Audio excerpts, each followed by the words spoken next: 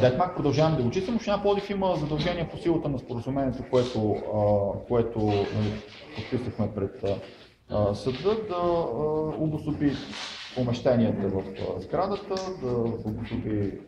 да изчисти сградата, да премахне строителното, примерно, или резервуара, който е в музеята.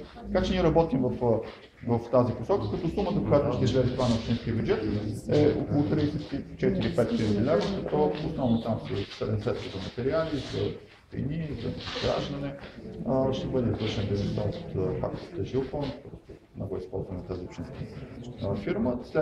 Но паралелно с това водим и процес за намиране на наемател, който да наеме цялата площ. Тук искам да кажа, че има изключителен диалог с собствениците и заедно търсим наемател, така че за цялата концепция, която всъщност споделяме, сградата да бъде дадена на един наемател, който надяваме се да бъде така с известните вериги търговски, така че в случая върват процеси, включваме тази седмица очакваме разговори конкретно с срещи.